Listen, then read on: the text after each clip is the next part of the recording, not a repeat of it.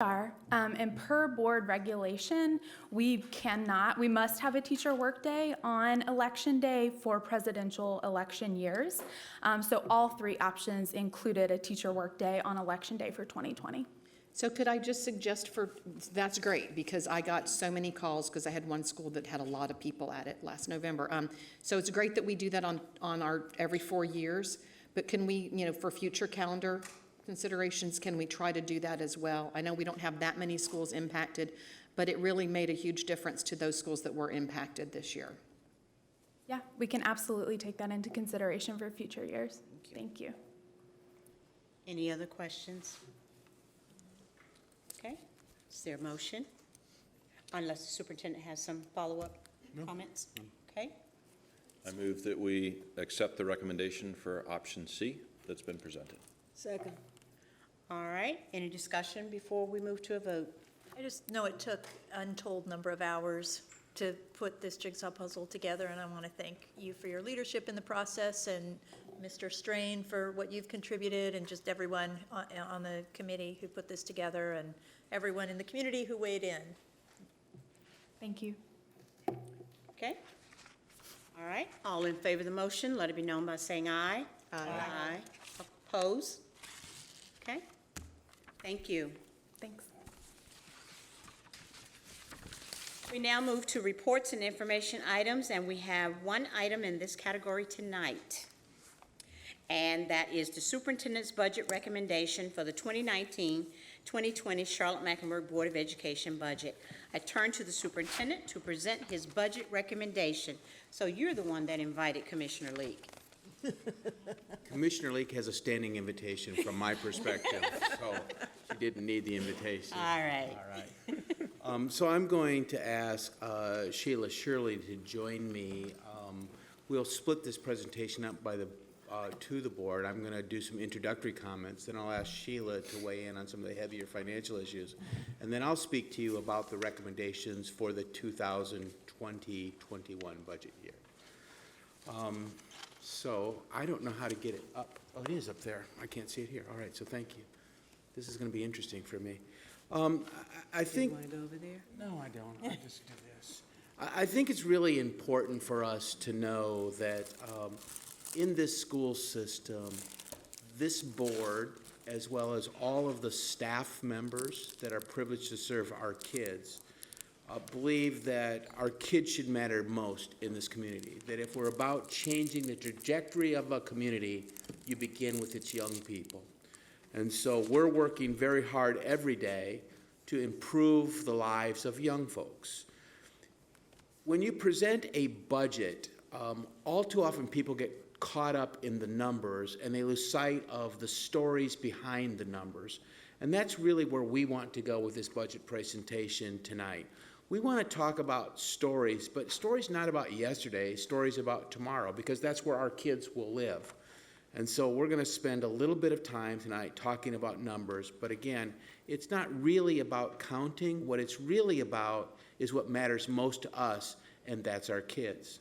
So we believe that we should begin by talking a little bit about how we're currently performing, because that forms the basis for our request of the county commissioners, who, by the way, supported us in a huge way last year and, quite frankly, positioned us to make this ask this year. To Ms. Leak, Commissioner Leak, thank you very much for your leadership in that process, but there were other commissioners who stood by and really helped us to get to the place where we are today. So let me begin with how we are performing. First, I want to share with you that while I won't get lost in the details tonight, I think there are a few things that we should talk about. This district is a large urban district, is graduating over 85% of its young people within a 4-year cohort. That's a very positive sign. We've increased the number of kids who are graduating college and career ready, but we also know we have a lot of work to do in that area. We're only about 40% of our kids are graduating college and career ready in reading. We know that we've got work to do in mathematics and science as well, but quite frankly, we're seeing improvements and we're seeing a readiness for change. We also have taken a look at our literacy efforts, and I believe that we are well positioned to make a strategic gain in the future. If you've taken a look at our strategic plan, we've outlined a clear pathway to make that a kind of improvement. And we are seeing some gains in both third through eighth grade reading in some areas, but in other areas we've declined. So we're going to keep working on that. Our English language learners have shown the largest and most consistent gains within the system, and 75% of our schools, 3 out of 4 of our schools, exceeded their growth expectations. And while we know proficiency is important, you can't get to proficiency if you don't have growth. And again, I want to celebrate the work that our teachers are doing, that our teachers' associates are doing, that our food service professionals are doing, that our bus drivers are doing, because all of that leads to this. There's not a person in this system who doesn't have a hand in school improvement. So these growth scores are indicative of a system that's in an improvement cycle, particularly when you can say 3 out of 4 schools are meeting or exceeding those targets. One of the other things that I think you have to look at, and while we are seeing an increase in charter school participants, our enrollment has stabilized. This year we're projecting that we'll be about 200 to 300 kids larger than we were last year. So the rumors of our demise are probably greatly exaggerated.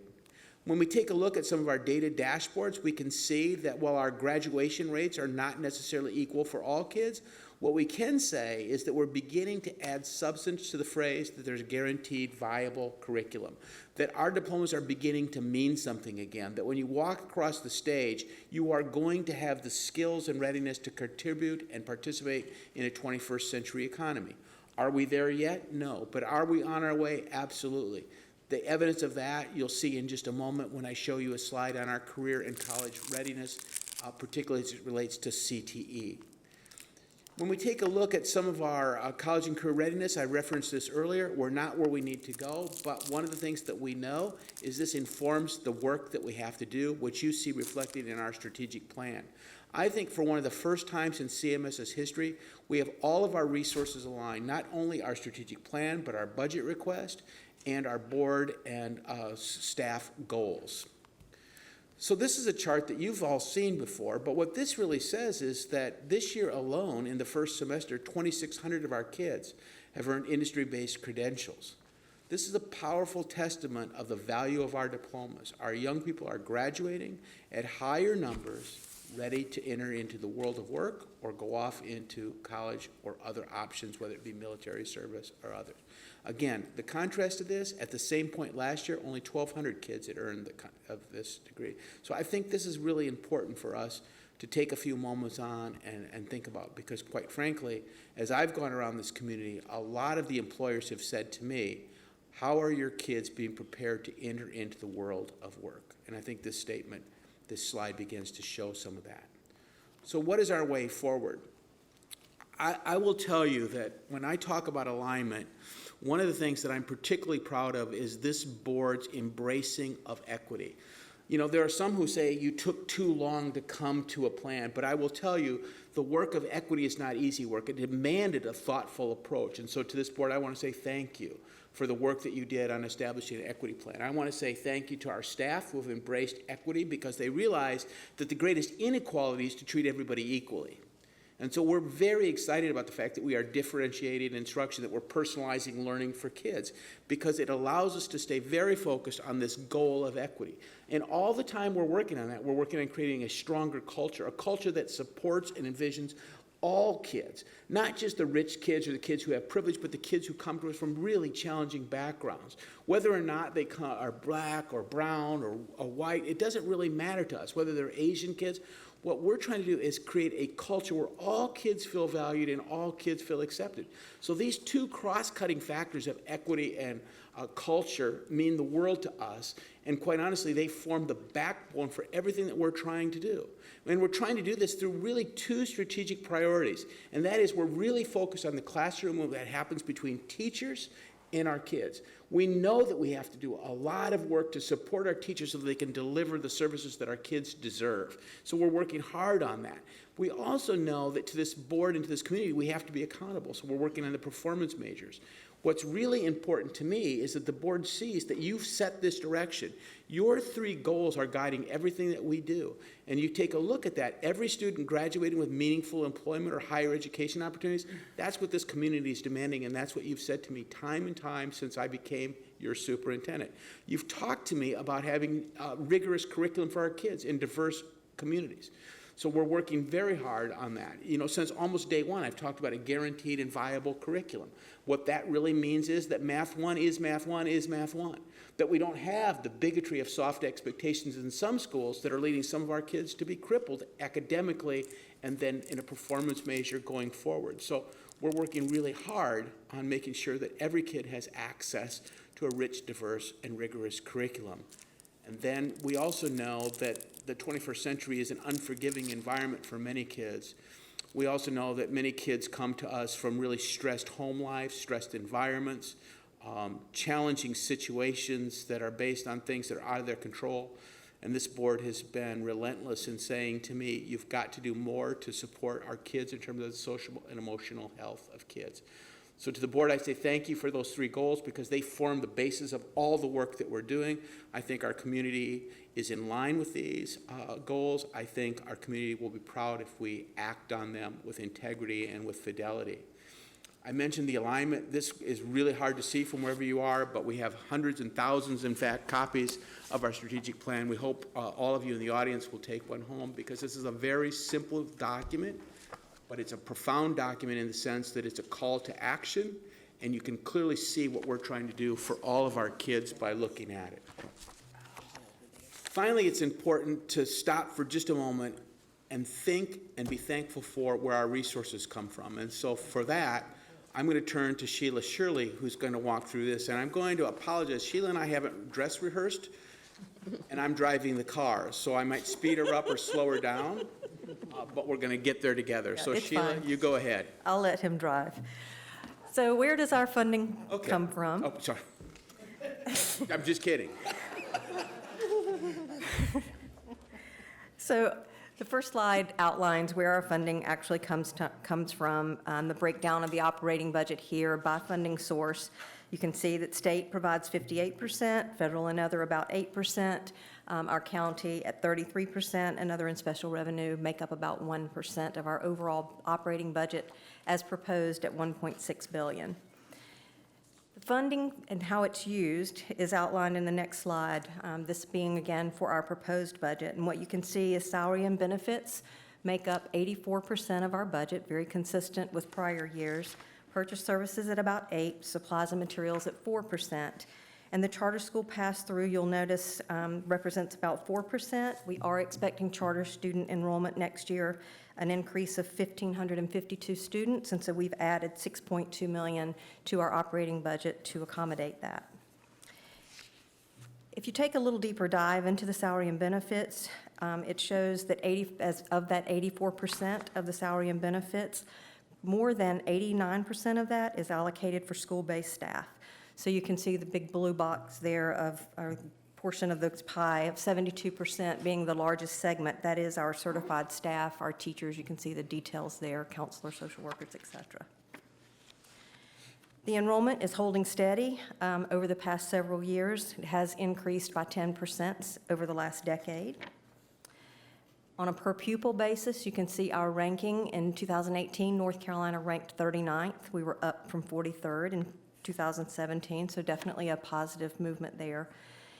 As far as in the state itself, we've outlined some of the larger districts and then some of the districts that are nearby our district, and you can see that we rank 90th in the state out of 115 school districts. So the 4-stage budget process, I will say that looks very simple, but I want to point out that we are coming to the end of a very intense budget process that had lots of depth and input into that process and was keenly focused on our strategic plan and our yearly priorities, as Dr. Wilcox has already mentioned. We joined forces with strategy management early on and started first with sessions that were focused on strategy and then moved to the conversation about aligning our resources to accomplish those strategies. Just a quick review of this process of the 4 stages. We started with a review, as I said, of the goals and the targets. We determined what our gaps were between the current state and where we want to be in 2024. We then identified the root causes for those gaps and then created a list of solutions that we wanted to focus on for the next 18 months in order to address those gaps. We then prioritized those solutions, and that was used as a guide for us as we went through the budget review process. Cabinet reviewed the details of our budget, both the existing funding as well as any new investments, and really considered and determined whether or not those requests or those resources were aligned with not only those strategies and those solutions, but also with the strategic direction for the district. So that begs the question, what do we do next? And so I want to spend some time talking to you about my recommendation to you. And there is a comprehensive budget document that will be in your inboxes in the next day or so. Many of you have, perhaps you have it at the table, so that's a good thing. So let's talk about that. Last year, we began to tell a story that was really focused on 3 areas: equity, people, and support. And we want to stay with that theme this year because we believe that that's what allows us to deal with what matters most, our students. And so I want to begin by talking about some investments that we want to make. First of all, we want to invest additional dollars in supporting the guaranteed viable curriculum. That is making sure that we have the resources to put in front of our kids that they can not only see themselves and the contributions of their people in the history of this country and of this globe, but also that give our teachers the tools that they need to better instruct kids who come from very different backgrounds at various and different readiness levels. So we want to work hard on getting new high-quality instructional resources. Many of you as board members know that we have a call out to our community to engage us in this curriculum adoption process. We've begun this process across the county, and we're looking at new materials to help our kids. In addition to that, as you read along, you'll see not only are we trying to look at textbooks, but we're looking at tasks that kids can do. That means that we have to put supplies in their hands that perhaps they haven't had before to deal with some of the advanced curricular issues that kids are faced with today. It also means that we want to make sure that our teachers are well prepared, so you see money set aside for that. But we also have a number of kids who have a difficult time making connections with items that they've never seen. Many of our kids have never been to a fine arts museum. Many of our kids have never been to the ballet. Many of our kids have never been to the museum. And so this line item also allows us to increase our field trip budgets and our experience budgets so that our young people can see many of the things that are rich and defined in this community by oh so many others, but not enjoyed by all. We also know that we have to work hard on deepening our cultural proficiency, and so we are investing more money, not just in the training of our teachers and support staff, but we've also put money in there to begin cultural proficiency training for our students. Many of you are aware that we had some very ugly incidents in the recent past, and it woke our eyes to the fact that we need to do more for all of our kids. So we're looking at deeper professional development around cultural proficiency, but we're also looking at deeper professional development for all teachers. Then finally in this line, something that I think most people will be very pleased to see, that we're looking at adding additional days to our teacher assistants so that they can actually be on campus when we need them both before and after school. And perhaps most importantly, we're adding back the half hour that was taken away from our teachers, from our teacher assistants some years ago during the budget challenge, so that we'll get them back to the full 8 hours that I believe we need them to be successful on our campuses. This represents a $9.1 million additional investment in equity. So let me turn now to the next page. This is really the money slide. This is a $32.5 million investment in our people. We're looking to do an increase for our teachers and certified staff by bringing our team to the highest paid local supplement in the state of North Carolina. And then we're adding 1% to it. This is, thank you. This is an $8 million investment. We were challenged, I think, by the Board of County Commissioners to do more, and we're going to try to do more for our teachers. We also believe that our teachers will benefit from an approximately 5% increase in state-driven salary increases, which is another $7.4 million. We're going to make some market rate adjustments to some of our lowest paid employees and our non-certificated staff.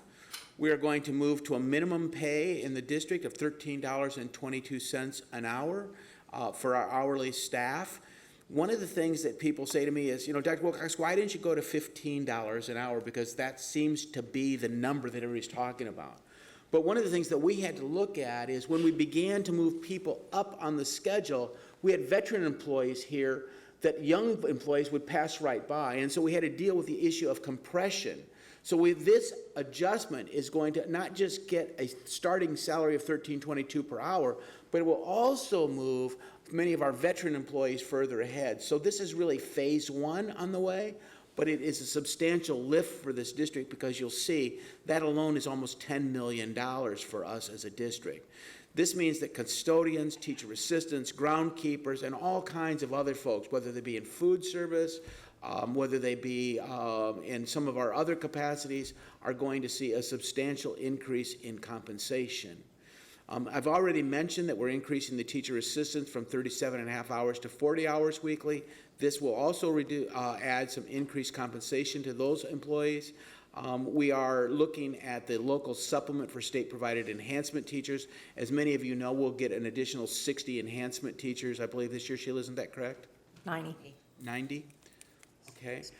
And then we know that we're going to have some rate increases for health insurance. In this case, probably about $4.3 million. And we also want to take a look at employee recognition programs to support both our teachers, our support staff workers, and many other folks. And so we put $200,000, a small token really by comparison, into that.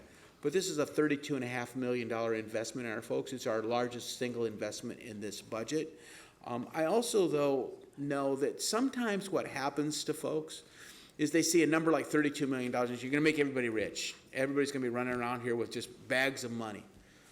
So I thought I'd try to put it in a little bit of perspective as to what we're trying to do with this next slide.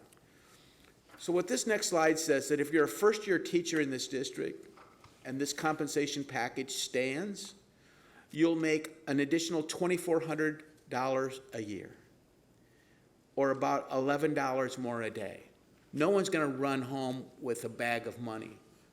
But I will tell you that when you think about the individual teacher, well, it's not a game changer, it's not a life changer, it does begin to show that we respect and honor our teachers. Take a look, thank you for that. Thank you. Take a look at a 5-year teacher. A 5th-year teacher would make an additional $2,626, or an additional $12.20 a day. Once again, not life-changing money, but money that moves us in the right direction for our teachers. And quite honestly, one that I'm particularly fond of is that for the first time in a long time, we're going to say something to our veteran teachers. And what we're going to say to them is, if you're a 25-year teacher, the way we look at this and the way we look at the supplement money that the county will hopefully provide, is you'll get a raise of almost $4,000, a little over $4,000, or an extra about $18.70 a day. So while it's not life-changing money, I think it begins to move us in the direction that is incredibly positive.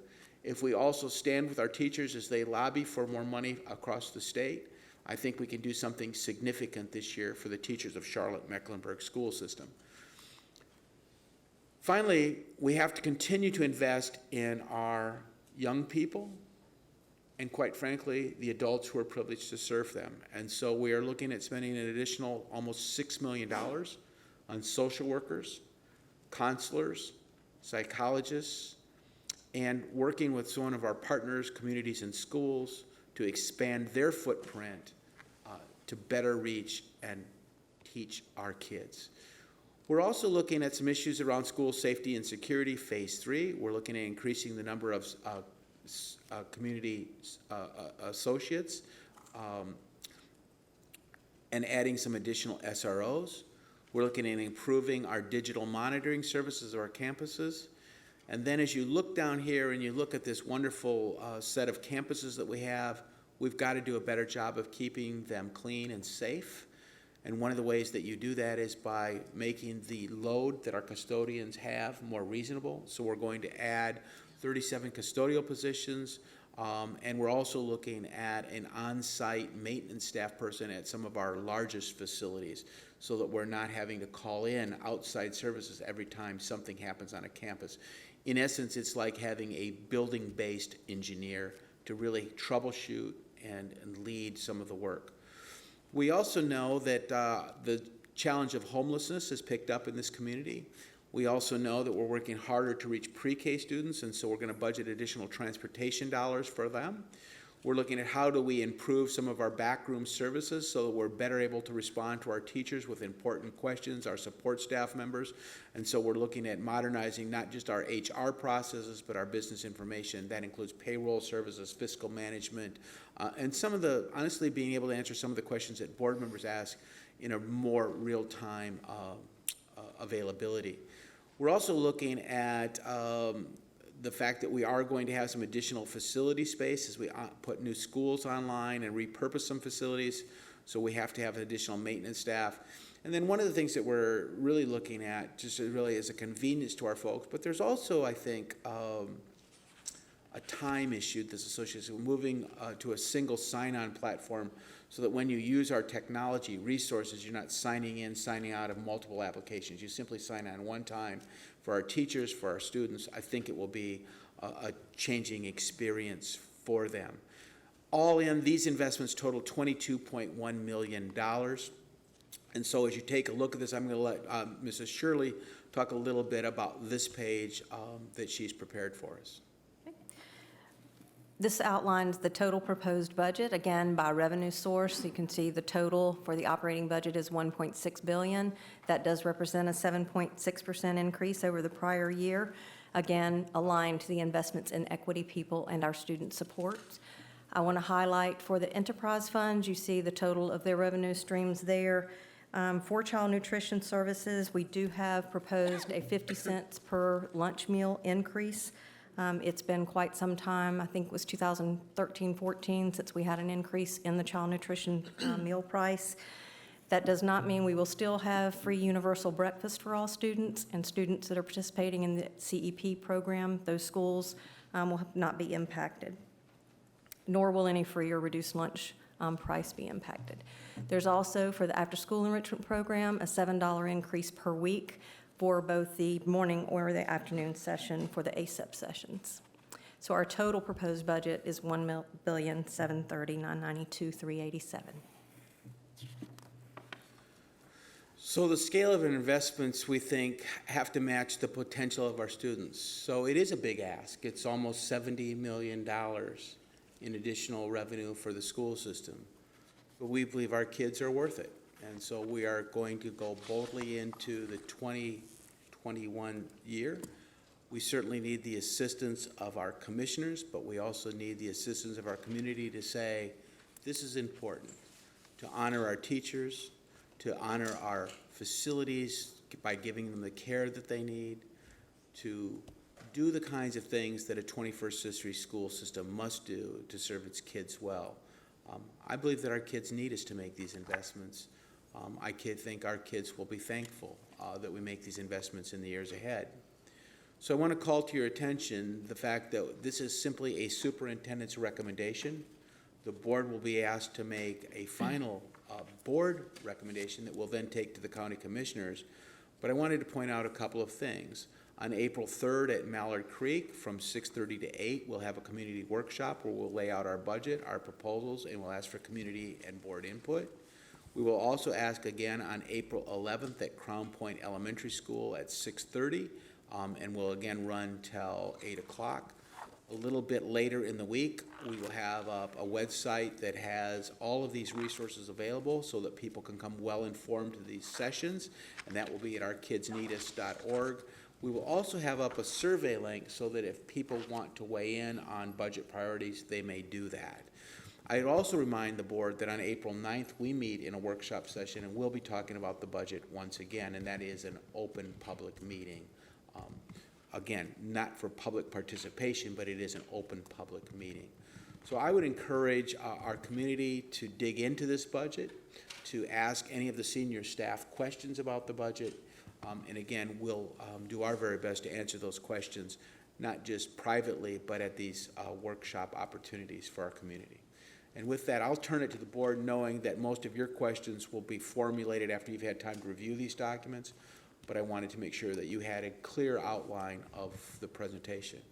I'd also be remiss if I didn't thank Sheila Shirley for the work that she's done in this, and I'd like all of you to join me in thanking Sheila for the good work that she's done. Sheila, And thank you. team. And her team. So thank you, Sheila. Thank you. Okay, board members, questions? All right, Dr. Jones? I don't have so much as a question as to say that thank you again for the work, and being a person that is particularly interested in instructional methodology, your Standards and Equity Institute section very quickly caught my attention, along with your earlier comment that the ELL program has been the area that has consistently made gains, consistent gains. And I've noted that when I've looked at school improvement plans and marveled and complimented the department and its leader there. We know that a written curriculum is important, but the instructional methodology is the sine qua non. And knowing that many of our low-achieving native speakers of English come to school with a huge deficit in English, speaking English, the ability to understand, and somewhere I read something like a million words or so deficit when they arrive at school. I think it's intriguing to look at how we are teaching our English language learners in terms of teaching our supposedly native speakers. So I like the work and the way we are moving forward in marrying the curriculum and how that curriculum is taught. So thank you. Thank you. Okay. Ms. Barnes-Bailey? Thank you. I want to add, I think I've said this before, but when you've been presenting us with the strategic plan and other documents that formerly were voluminous, I appreciate the presentation here. The numbers, all the numbers that we had before are still here, but the explanations and the dialogue that goes with each one of those lines, I really appreciate that. Thank you. We'll get you some additional budget information on individual departments a little bit later, but I think this seemed to make the most sense for these preliminary conversations. Yes. Ms. Sawyer? Thank you. I'm really excited at the possibility of being able to offer our teachers at least competitive within North Carolina salaries. I think that means a lot. And I'm very excited about the adding of student support services. The only thing in this budget that gives me pause is the proposed increase in school resource officers for elementary schools. And I just haven't seen evidence that school resource officers in elementary schools make schools safer. And for many students, it decreases a feeling of safety. And there's a research article from Brookings that basically makes that point, that there really isn't evidence that having a school resource officer in an elementary school makes that school safer. And I would much rather see those 25 positions deployed in supportive roles rather than policing roles. Okay. Anyone else? Ms. Cheek? Good evening. It's great to be here. It's been a little while. I come with much titanium in my hip now. That wasn't here the last time I sat at this table. I want to thank everyone for this presentation, for the hard work that I know Ms. Shirley started the day after the fiscal year started, maybe the day before, I'm not sure, but I know it was not just yesterday.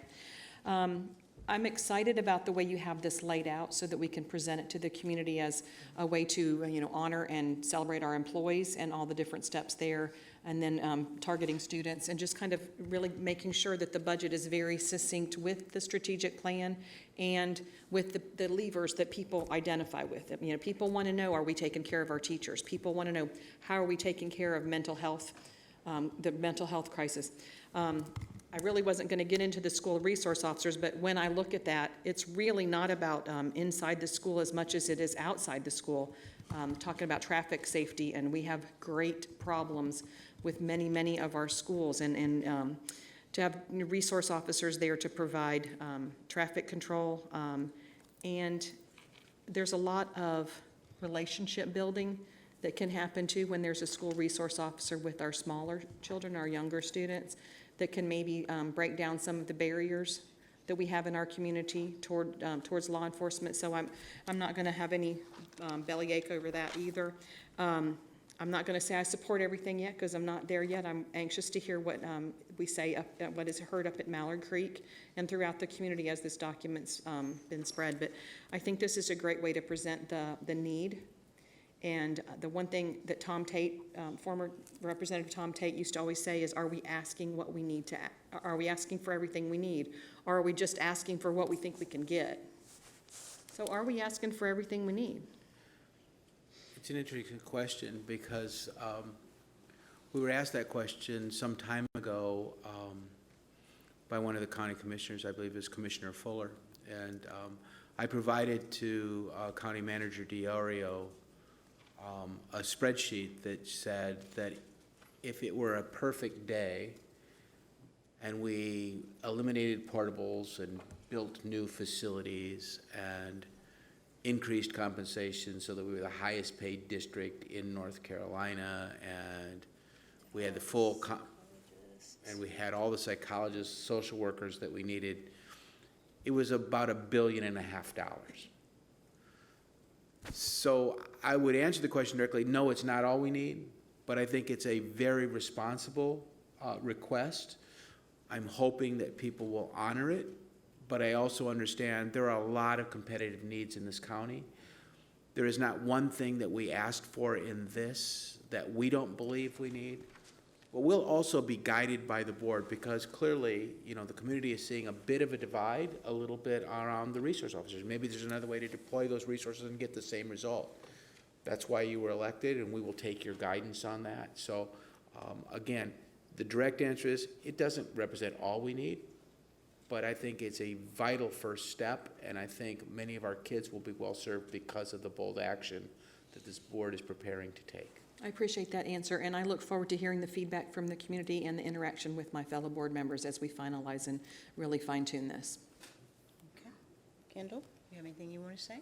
Yeah. So I just want to thank you guys for looking into investments for the student support and also the equity, because I know a lot of students were really concerned about that. So I thank you for taking the time to look out for that. Thank you, Kendall. Okay. All right, Ms. Marshall? We framed this in the very beginning about telling the story of our students. And I think if you ask anyone, any parent in a school, they would talk about their teachers, and they would talk about their teacher assistants, the cafeteria workers, the custodians that are a part of their child's day. And they know that those people labor long and hard and love their children and are not being paid what we need to pay them in the community. So I appreciate the hard work and the thoughtfulness that has gone around getting those folks closer to where they need to be. It is not where they need to be. As I said, it's a continuum. We're getting closer. So I want to thank you for that. And the story I'll also hear in the community, like many of us have spoken about the need for the social and emotional supports that were cut so drastically in the recession, and that we're just starting to get back to the place where we were. And then we have so many other needs in this community that I think can be very well addressed by increasing those supports. The program expansion and new initiatives, oftentimes that seems to be the area that gets a little, gets trimmed sometimes. And I think that we know we've got to have some more resources and alignment and professional development so our incredible staff can deliver what we need to our students. So I appreciate the time and thoughtfulness. And I know that the work that goes on with the support of our digital infrastructure here is enormous, and we have to be secure. We have to keep things safe with our data, just as much as we have to keep things safe in our buildings. So all those things have been very thoughtfully laid out, and I appreciate that. We'll get into some of those things more as we go forward. But I just, again, want to say that the story of our whole child and the village that spends time with them every day is important, and I feel that this budget reflects the needs in order to make that happen well. Thank you, Ms. Marshall. Thank you. What I'd like to add to that, Dr. Wilcox and Ms. Shirley, not only the continued analysis of what we need to begin to fill these gaps, but your thoughtfulness behind it. I'm looking at on page 26 where you talk about building services and preventative maintenance, and that's not sexy, that's not, one of those things that pulls at your heartstrings, but what it shows to me is we've talked year over year. I've been on this board going on 8 years, and we always talk about our deferred maintenance and that cost, and the county has been very good about trying to help us overcome that. But what I see with this investment around preventative maintenance is an effort, a continuation of good stewardship. When we have the amount of square footage that we have, when we have the amount of brick and mortar investments all over this county, what we do around PM and PM investments is really, really important. And people don't necessarily see that on a day-to-day basis, but you see it over time. And so I want to lift up the fact that that is exceedingly important, even though it's kind of the guts of a recommendation.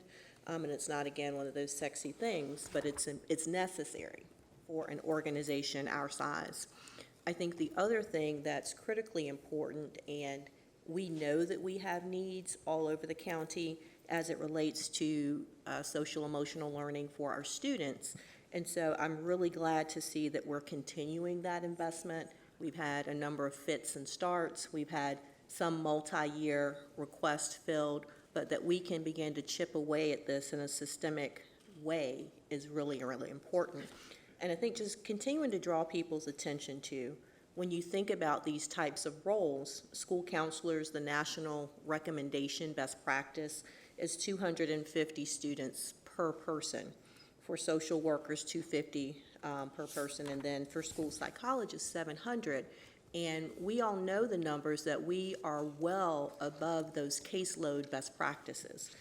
In our current year, we're 363, 2,302 students, and then 797. So we've got some ways to go to begin to dial it back to those national best practice caseload amounts. But these investments that our superintendent is recommending begins to get us closer to that. And it's going to take an every year investment to get us to that wholeheartedly. And so I want to say thank you for that. The piece that I don't see, and you can think about it, and I'd like for my fellow board members to think about it, any of us who have ever flown on an airplane, they tell you what? If there's an emergency, you want to put the oxygen mask on yourself before you help small children and other people.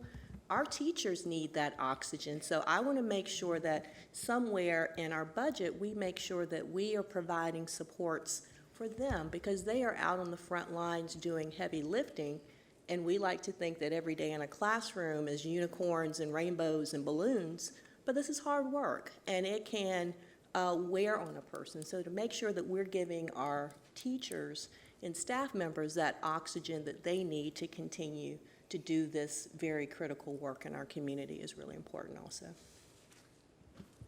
Okay, anyone else? Okay, Ms. Dashu? So I look forward to really diving into this book, but in the weeks ahead, glad that we have the upcoming budget community workshops.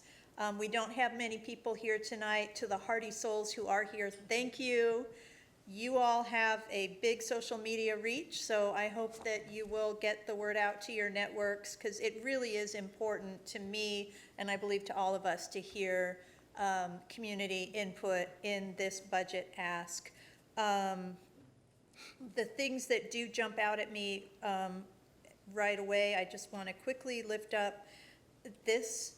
Like Ms. Ellis Stewart said, some of the things that are very important might not look sexy, but I try to pay close attention to the experience that our employees have of working in CMS. And I think that this investment in bringing our backroom operations into the 21st century is going to make a world of difference. It doesn't sound sexy to the lay person, but I'll tell you what, if we can bring the HR, when employees interact with HR, when they interact with payroll, when we onboard new employees, I think technology, thoughtful, strategic technology is really going to make a big difference for the experience of working in our great school district. Let's see, of everywhere I go, every corner of this county, I hear young people and old people talking to me about the social emotional support. So really glad that we are following through with that. Our custodians, my goodness, they have been working so hard. I think it's 25,000 square feet that each? 30,000. 30, it's gone up, 30,000 square feet that each custodian cleans all by herself or all by himself. So it is high time, if the money can be found, it is high time to increase those numbers of custodians. The cultural proficiency training, I've been looking for that for quite some time and really glad that it is officially a headline in the budget. So hope that we can find the funding for that. BOE teacher assistant friends are going to be, I think they're going to be very happy to see a recommended hourly increase, as well as increasing the number of hours that they work and the number of days that they work, and including them in the professional development, because they are such valuable professionals. And we, as we do all this new social, emotional, cultural proficiency training in our district and bring in the guaranteed viable curriculum, that is going to involve a lot of professional development that we need our teacher assistants up to speed on. So that's a very smart investment. I too had a little bit of heartburn over that's a pretty big jump in the SRO number, but I will just wait and kind of see what the community, how the community reacts to that. And I have one last question. There's a one-pager that I had to prepare for this tonight, and there was, we talked about an increase in our special populations transportation costs. So Ms. Shirley, if you could just remind us what, how we pay for, with McKinney-Vento, how we pay for transportation for students who are experiencing homelessness. I just want to, if you could set that up, I'm going to make a point about that. Well, predominantly, the homeless population is transported through contracted transportation, and our number of students has increased, and so that cost is increasing. So just so we understand, when a student becomes homeless, when a student's family becomes homeless, by law, we offer them the ability to continue to go to their original school, no matter where they might move. while they're experiencing homelessness. And so we now, the latest number, and this number changes every day, but the last that we checked, we had 4,080 students in our district who are homeless. And I couldn't help but wonder how many of those students are children of our employees. And by raising our minimum wage, is perhaps that number of children experiencing homelessness will go down. So that's something that's just sort of haunting me right now, and I just think we have to remember that we are, as a school district, we are a part of our community.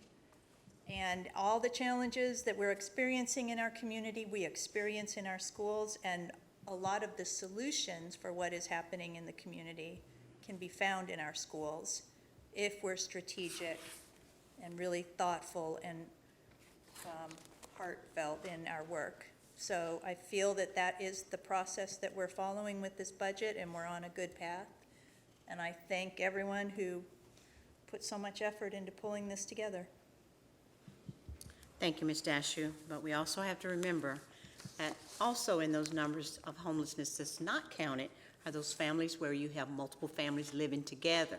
So grandma may let them move in with her and then have the cousin and their family move in. So a lot of them are still not counted. And so we have to be careful with the numbers that we put out there when we talk about homelessness. Yes, it could be much higher. But I do thank you for this report. And Dr. Wilcox, I want to say we are where we invest.